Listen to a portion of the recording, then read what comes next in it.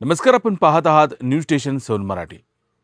कापिल येथील युवा उद्योजक व कल्पवृक्ष उद्योग समूहाचे संस्थापक अध्यक्ष भाऊसाहेब ढेबे पाटील यांनी उभा केलेल्या भूमियुग या आधुनिक म्हैसपालन प्रकल्पास माजी मंत्री व आमदार विनयजी कोरे सावकार यांनी सदिच्छा भेट दिली।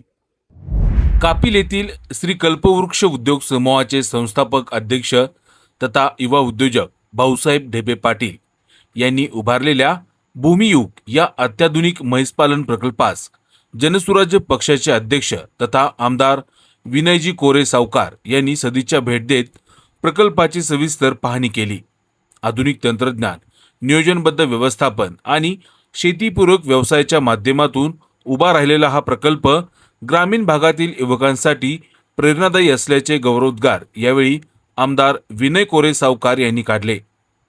प्रकल्पाची पाहणी करताना आमदार विनयजी कोरे सावकार यांनी म्हैसपालनातील आधुनिक सुविधा, जनावरांची निगा, चारा व्यवस्थापन, स्वच्छता, दूध उत्पादनाची प्रक्रिया तसेच व्यवसायाचे नियोजन याबाबत माहिती घेतली। कमी कालावधीमध्ये भाऊसाहेब ढेबे पाटील यांनी उभा केलेला उद्योग पाहून त्यांनी समाधान व्यक्त केलं। यावेळी बोलताना आमदार विनयजी कोरे सावकार म्हणाले, यश सहज मिळत नाही, त्यामागे अथक परिश्रम, जिद्द, सातत्य आणि दूरदृष्टी आवश्यक असते। भाऊसाहेब ढेबे पाटील यांनी शून्यातून विश्व निर्माण करून ग्रामीण भागातील युवकांसमोर एक आदर्श उभा केला आहे। शेतीसोबत पूरक व्यवसाय असल्यास शेतकऱ्यांचे आर्थिक उत्पन्न वाढू शकते। त्यामुळे युवकांनी केवळ नोकरीच्या मागे न लागता उद्योग आणि शेतीपूरक व्यवसायाकडे वळणे ही काळाची गरज आहे। यावेळी आमदार विनयजी कोरे यांनी भाऊसाहेब ढेबे पाटील यांच्या संघर्षमय प्रवासाचे विशेष कौतुक केले।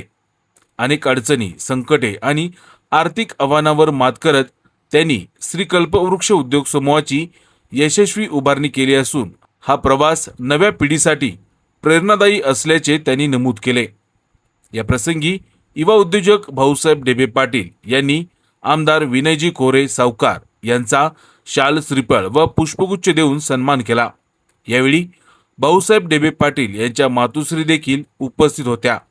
त्यांनी देखील आपल्या मुलाच्या संघर्षमय प्रवासातील आठवणींना उजाळा देत कठीण परिस्थितीत देखील खचू न जाता सातत्यानं मेहनत केल्यामुळेच आज हे यश मिळाल्याची भावना व्यक्त केली। या भेटीदरम्यान श्री कल्पवृक्ष उद्योग समूहाच्या भविष्यातील विस्तार योजनेबाबत देखील चर्चा झाली।